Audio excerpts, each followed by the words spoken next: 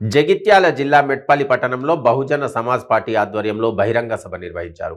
రానున్న ఎన్నికల్లో బీఎస్పీ పార్టీని అధికారంలోకి తీసుకువస్తే బడుగు బలహీన వర్గాలకు రాజ్యాధికారం వస్తుందని బీఎస్పీ పార్టీ రాష్ట్ర అధ్యక్షుడు ఆర్ఎస్ ప్రవీణ్ కుమార్ పిలుపునిచ్చారు. జగిత్యాల జిల్లా మెట్పల్లి పట్టణంలో బహుజన సమాజ్ పార్టీ ఆధ్వర్యంలో బహిరంగ సభను నిర్వహించగా ఆర్ఎస్ ప్రవీణ్ కుమార్ ముఖ్య అతిథిగా హాజరయ్యారు. పలువురు బీఎస్పీలో చేరగా వారికి పార్టీ కండువా కప్పి ఆహ్వానించారు. మెట్పల్లి పట్టణంలో ఒక చక్కటి సభ జరుగుతున్నది.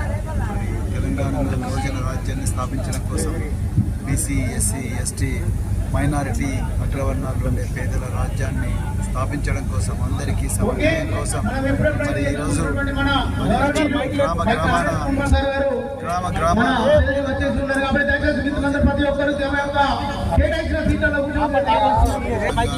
బహుజన తీర్మానాలు చేసుకుంటున్నారు. ఇంకొకసారి కేసీఆర్కు ఓట్లు వేయమంటారు. కేసీఆర్కు 10 సంవత్సరాల అధికారం ఇచ్చిన తెలంగాణ నిండా ముంచిండు. కేవలం వాళ్ళ ఆస్తులే పెంచుకున్నారు. ఈ తెలంగాణలో కేవలం కుటుంబ పాలన నడుస్తుంది తప్ప ప్రజల పాలన నడుస్తలేదు. మరి నెంబర్ 1 ఒకప్పుడు చాలా చక్కగా బతుకుతున్న తెలంగాణ ప్రజలందరినీ కూడా మరి తాగుబోతులుగా మార్చిండు. ఇవాళ కేవలం ప్రభుత్వ తాయిలాల కోసం, తాయిలాల మీద ఆధారపడే ప్రజలుగా మాత్రమే మార్చిండు తప్ప ఇంకొకటి కాదు. వాళ్ళ కాళ్ళ మీద వాళ్ళు నిలబడే పరిస్థితి లేదు. మరి ముఖ్యంగా బీసీ బిడ్డలను, ఎస్సీ బిడ్డలను, ఎస్టీ బిడ్డలను ఘోరంగా మరి వాళ్ళని విడిచివేస్తూ ఉన్నారు. వాళ్ళ మీద పోలీస్ కేసులు పెడతా ఉన్నారు. వాళ్ళ భూములు గుంజుకుంటా ఉన్నారు. వాళ్ళకు ఎలాంటి ప్రాతినిధ్యం లేదు. రాజకీయ అవకాశాలు ఇస్తలేరు.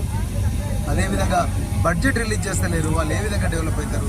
అదేవిధంగా రైతులను పూర్తిగా మరి నాశనం చేసిండ్రు. ఇవాళ ముత్యంపేట ఫ్యాక్టరీ ఉన్నది. ఇంతవరకు 10 సంవత్సరాల నుంచి ఇక్కడ రైతులు పోరాటం చేస్తున్నా ఆ ఫ్యాక్టరీ అతి గతి లేదు. పసుపు బోర్డు అన్నారు, ఇంతవరకు పసుపు బోర్డు లేదు. మరి వాల్గొండలో కాకతీయుల నాటి దేవాలయం ఉన్నది. మరి ఎక్కడో మరి యాదాద్రి ఒక్కటి డెవలప్ చేస్తే అయిపోతుందా? కొండగడ్డ అంజన్న కానీ, లేకపోతే కాకతీయుల నాటి దేవాలయం, ఇక్కడ ఉన్న వాల్గొండలో ఉన్న దేవాలయం కానీ ఇవన్నీ ఎందుకు డెవలప్ చేయడం లేదు? కలుపు కార్మికుల సంక్షేమానికి 500 కోట్లు అన్నారు. 5 రూపాయలు కూడా ముఖ్యమంత్రి ఇవ్వలేదు.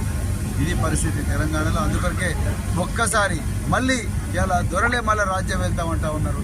1% పాపులేషన్ లేని దొరలు మళ్ళీ రాజ్యం మాకే ఇవ్వమని బీసీ, ఎస్సీ, ఎస్టీ 199 మంది ఉన్న ఈ ప్రజలందరూ కూడా మళ్ళీ మాకే రాజ్యం ఇవ్వండి చెప్పి రోజు హెలికాప్టర్లో తిరుగుతూ ఉన్నారు. వీళ్లను తెలంగాణ నుంచి తరిమేయాలని చెప్పేసి బహుజన సమాజ్ పార్టీ పిలిపిస్తున్నది.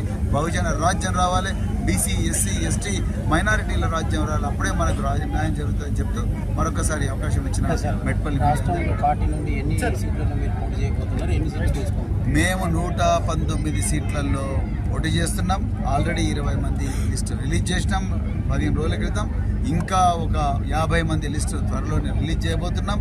అదేవిధంగా మరి మేము 119 దాంట్లో పోటీ చేయబోతున్నాం. తప్పకుండా డబుల్ డిజిట్ ఫిగర్ తెలంగాణలో బహుజన సమాజ్ పార్టీ వస్తున్నాం.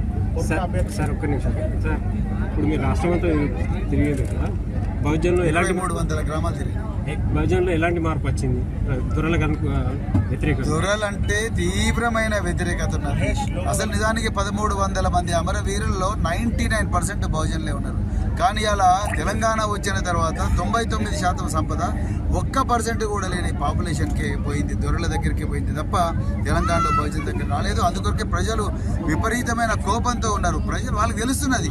ఇవాళ ఎలక్షన్లు వచ్చినాయని చెప్పి ముఖ్యమంత్రి ప్రొసీడింగ్ల మీద ప్రొసీడింగ్లు ఇస్తున్నాడు, లోపాయికారంగా ప్రొసీడింగ్ ఇస్తున్నాడు. ఇలా చూడండి, ఎలక్షన్ కమిషన్ 9 మంది కాదు 13 మంది పోలీస్ అధికారులను రాత్రి ట్రాన్స్ఫర్ చేసిందంటే వీళ్ళు ఎన్ని ఘోరాలు చేసి ఉంటారో ఆలోచించండి.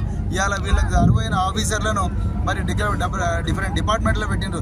రిటైర్ అయిన అధికారులను, వాళ్ళ బంధువులను ఈ దొరలు తీసుకొచ్చి పోలీస్ డిపార్ట్మెంట్లో చెప్పించిండ్రు. ఎందుకు? డబ్బుల పంపిణీ చేయాలని.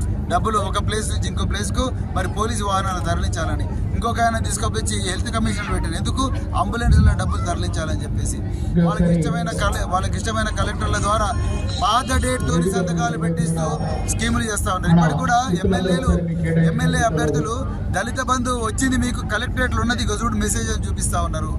గృహలక్ష్మి వచ్చిందని మెసేజ్ చూపిస్తూ ఉన్నారు. అంటే తెలంగాణ ప్రజలు గుర్తిస్తున్నారండి. ఇవాళ బీసీలకు అన్యాయం జరిగింది, ఎస్సీలకు అన్యాయం జరిగింది. ఇవాళ చూడండి 50-60% 60 సీట్లు ఉండాల్సిన బీసీలకు 23 ఇచ్చిండ్రు. ఇవాళ 1% ఉన్న సామాజిక వర్గానికి, వెలమ సామాజిక వర్గానికి 16 సీట్లు ఇచ్చిండ్రు. వెలమలకో రెడ్డిలకో వ్యతిరేకం కాదు, కానీ వాస్తవాలు మాట్లాడుకోవాలి. వాస్తవాలు మాట్లాడుకుంటే మరి బీసీలకు 50-60 సీట్లు రావాలి. మరి ఎక్కడ ఇస్తున్నారు? బహుజన సమాజ్ పార్టీ మొదటి నుంచి చెప్తున్నది బీసీలకు 60 నుంచి 70 దాకా సీట్లు ఇస్తున్నామని చెప్పేసి. నేను అందుకొరకే బీసీ సోదరులకు కానీ ఎస్సీ ఎస్టీ సోదరులకు కానీ ఆ గడిల ముందర పోయి సాగిల పడే ముందు, ఆ గడిల ముందర పోయి అడుక్కునే ముందు మన ఆత్మగౌరవ చిరునామైన బహుజన సమాజ్ పార్టీ ఉన్నది రామని అడుగుతున్నా. ఇంకొకటి ఏంటంటే, ఎవరైతే బీసీలు మేము మీ దగ్గర ఊడియం చేయము, మీ బానిసత్వం చేయము, మేము మా దారి మేము చూసుకుంటాం, మేము ఎమ్మెల్యేలు అవుతామంటే రాత్రికి రాత్రి వాళ్ళ మీద కేసులు పెడుతున్నారు. వట్టే జానయ్య యాదవ్ మీద ఒక్క 5 రోజుల్లోనే 70 ఎఫ్ఐఆర్లు చేసిండు. అంటే మీరు 1% ఉండి మీరేమో కాలు మీద కాలేసుకొని 100 కోట్లు తినుకుంటా ఈడీ సిబిఐ నుంచి తప్పించుకుంటారు కల్వకుంట కవిత గారు. మరి వట్టే జానయ్య రియల్ ఎస్టేట్ వ్యాపారం చేసినందుకు జగదీష్ రెడ్డి మినిస్టర్ కింద నేను పనిచేయను, నేను కూడా ఎమ్మెల్యే కావాలన్నది. మేము 199 మంది ఉన్న వట్టే జానయ్య బయటకు వస్తే రాత్రి జగదీష్ రెడ్డి కేసీఆర్లు కలిసి 74 కేసులు పెట్టిండండి. మరి ఆయనేమో అజ్ఞాతంలో పోతాడు, మేము 99 మంది ఏమో అజ్ఞాతంలో ఉండాలి. నువ్వు నుండి నువ్వేమో కాలు మీద కాలేసుకొని రాజకీయం చేస్తున్నావు. అవి బంద్ అయితే తెలంగాణలో రాబోయే రోజుల్లో విప్లవం రాబోతున్నది. రాజ్యాంగబద్ధంగా తప్పకుండా బహుజన రాజ్యం వస్తాయని నమ్మకం.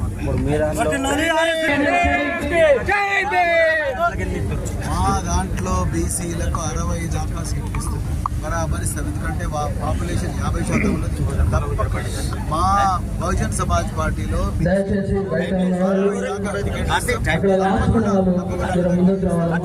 వేరే ఏ పార్టీలు కూడా ఇస్తాం.